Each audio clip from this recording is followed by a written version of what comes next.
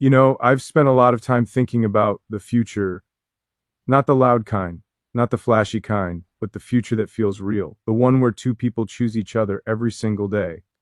If you are watching this right now, and somehow this message reaches you, my future wife, I want you to know something. I'm not here because I'm perfect. I'm here because I'm honest.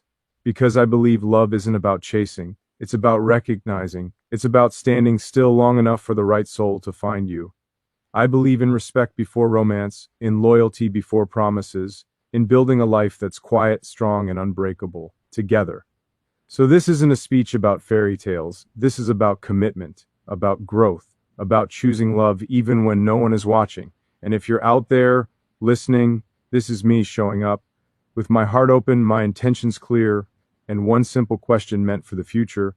Will you marry me? I want to start this by saying, I don't know where you are right now. I don't know what city you wake up in, what kind of music you play when you're alone, or what thoughts keep you awake at night. But I do know this. Somewhere along the way, without ever meeting you, I started preparing for you. Not in a dramatic way, not with grand gestures or perfect plans, in small, almost invisible ways, in the choices I make when no one is watching, in the way I talk to people who can't give me anything back, and how I treat myself on the days I feel like I'm not enough. I believe love starts long before two people meet.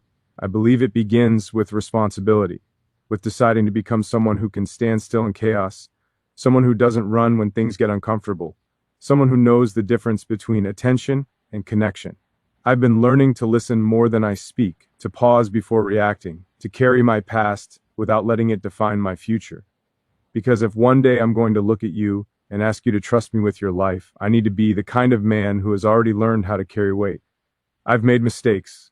I've been lost. I've chosen wrong paths and wrong people, and sometimes even walked away from myself. But every lesson carved something into me. Patience, humility, empathy. I stopped chasing the idea of love that looks good from the outside and started respecting the kind of love that holds steady when everything else falls apart. The kind that doesn't need an audience. The kind that grows in silence. I've learned that strength isn't about control, it's about consistency, showing up tired, showing up unsure, showing up anyway. If you're watching this, I want you to know I'm not waiting for you to complete me. I'm working to be whole on my own. Because two halves don't build a life. Two grounded people do. I'm learning how to be calm in disagreement, how to protect peace instead of winning arguments, how to apologize without defending my ego. I'm learning that love isn't about intensity, it's about endurance. About choosing each other on ordinary days, not just the extraordinary ones. I imagine you as someone real, not perfect. Someone with scars, with stories, with moments of doubt. And I don't want to save you. I don't want to fix you. I want to walk beside you. I want to be the place you can rest, not the place you have to perform. I want our home to feel quiet and safe, like a deep breath at the end of a long day. I want laughter that doesn't fade when life gets serious. I want respect that doesn't disappear when emotions rise. Every day I try to live in a way that wouldn't embarrass the man I want to be for you. I try to choose discipline over impulse, honesty over comfort, growth over excuses. Not because someone is watching, but because one day you might be, and more importantly, because I have to live with myself until then. I'm building habits, values, and a mindset that can hold commitment without fear. I'm learning to be gentle, without being weak, strong, without being closed off. I don't know when our paths will cross. Maybe we'll meet by accident, maybe slowly, maybe in a moment that doesn't feel special at first. But when it happens, I want you to meet someone who is present, someone who listens with intent, someone who understands that love isn't proven by words alone, but by time, effort, and loyalty. I want you to feel safe enough to be quiet with me, honest enough to be yourself, strong enough to grow together without losing who you are. This message isn't a performance, it's a promise in progress. A quiet vow I make long before I ask the real question. I'm becoming the man who won't disappear when life gets heavy, who won't take your heart lightly, who understands that commitment isn't a trap. It's a choice made daily. I'm learning to stand firm, to move slowly, to value depth over speed. Because when I finally look at you and ask you to marry me, it won't be a question driven by pressure or fear of being alone. It will come from clarity, from readiness, from knowing that love is not something you rush into, but something you walk toward with intention, patience, and respect. Love doesn't arrive with noise. It doesn't crash into your life like a storm demanding attention. It enters quietly, almost unnoticed, like a presence that stays even when nothing is being said. I've learned that real love isn't something you announce to the world before you understand it yourself. It's not about dramatic words or promises spoken too early. It's about decisions made when emotions calm down and reality shows up. It's about choosing someone again and again, especially on the days when feelings aren't loud enough to guide you. For a long time, I thought love was supposed to feel overwhelming, like fire, like urgency, like something you might lose if you don't grab it fast enough. But the more I lived, the more I realized that kind of love burns fast and disappears just as quickly. Ooh. Hat lasts is quieter.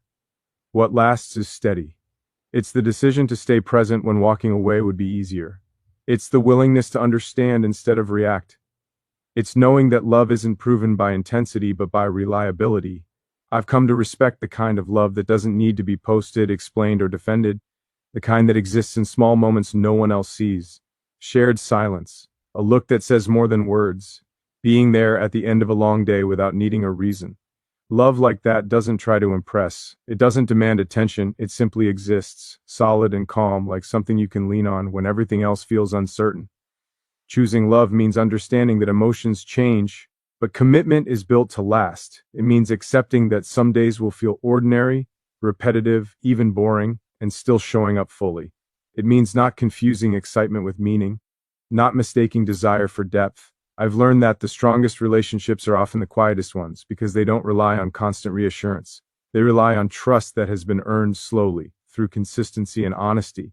I believe love is revealed in how someone treats you when nothing is going wrong, in how they listen when you speak about small things, in how they respect your boundaries without making you feel guilty for having them, in how they choose patience over pride. Love is in the pauses, not just the peaks, in the way two people grow without competing, in the way they protect each other's peace instead of testing each other's limits. If you were watching this, I want you to know I don't see love as something that completes my life overnight. I see it as something that joins a life already being lived with intention. I'm not looking for perfection. I'm looking for alignment, for shared values, for a mutual understanding that love isn't about fixing each other, but supporting each other while we become better versions of ourselves. I've learned that love doesn't mean losing yourself. It means being safe enough to be who you really are.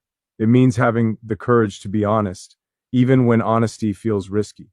It means choosing kindness when frustration would be easier. It means knowing when to speak and when to stay quiet, when to hold on and when to give space. These are not instincts you're born with.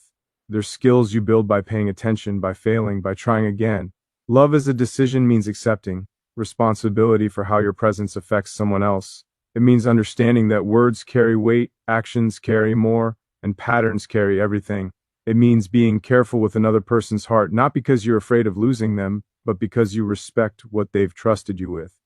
It means showing up even when there's no immediate reward, even when no one is applauding, even when it's just the two of you in a quiet room, living an ordinary moment that somehow means everything. I don't want a love to. Hat needs constant proof. I want a love that feels certain without explanation, one that grows deeper with time instead of louder, one that doesn't rush milestones just to feel secure, one that understands that forever isn't built in a day, but in thousands of small choices that look unremarkable from the outside. Choosing love means choosing effort without resentment, loyalty without fear, and patience without keeping score. If one day I ask you to marry me, it won't be because I'm chasing a feeling. It will be because I've already chosen you in all the quiet ways that matter. Because love, to me, isn't a moment. It's a practice, a steady, intentional way of living with another person. A promise made not in words, but in how I show up, how I listen, how I stay, how I choose you even when the world is loud and demanding, even when life is heavy, even when love is no longer exciting but deeply real. I've learned that healing isn't something you finish, it's something you live with. It moves quietly through your days, shows up when you don't expect it, asks you to slow down when the world keeps pushing you to move faster.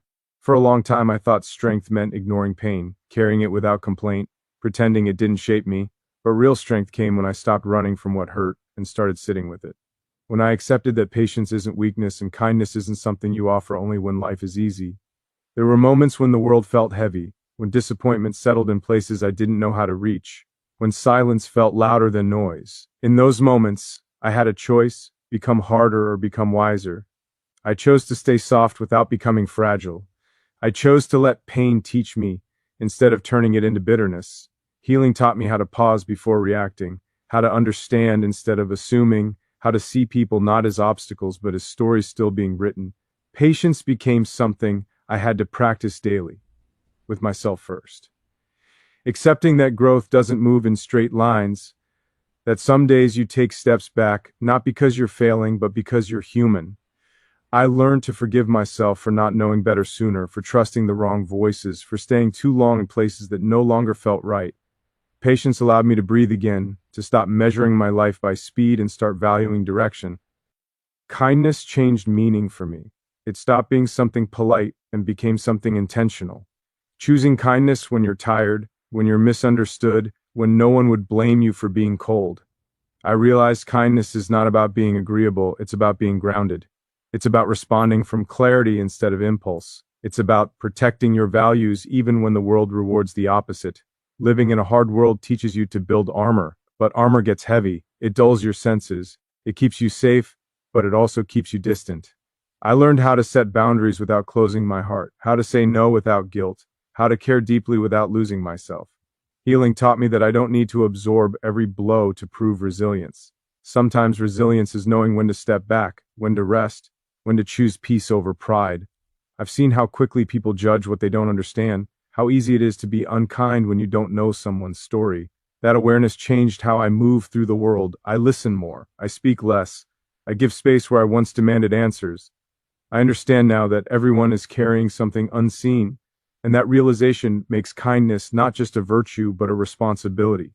Patience also taught me about timing, that forcing outcomes only creates resistance, that some connections need time to mature, some wounds need time to close, some answers need time to arrive. Waiting doesn't mean doing nothing. It means preparing quietly. It means becoming stable enough to handle what you're asking for. I stopped rushing love, success, understanding. I let them meet me when I was ready, not when I was desperate. Healing reshaped how I see love. It made me realize that love without patience turns into pressure, and love without kindness turns into control. I don't want a love that feels like walking on broken glass. I want one that feels safe enough to be honest. Healing taught me to communicate without attacking, to express needs without blame, to listen without planning my response. These things don't come naturally. They come from doing the work when no one is applauding. In a hard world, it's easy to become cynical, to believe people only act out of self-interest, to assume disappointment before hope. I've felt that pull, but I chose to resist it. Not because the world is gentle, but because becoming bitter would mean letting pain decide who I am. Kindness became my way of staying free. My way of saying the world doesn't get to shape my character without my consent. I learned that healing doesn't erase scars, it teaches you how to carry them without shame. Those scars remind me where I've been, what I survived, what I learned. They keep me humble. They keep me patient with others who are still finding their footing. They remind me that love requires grace, not perfection.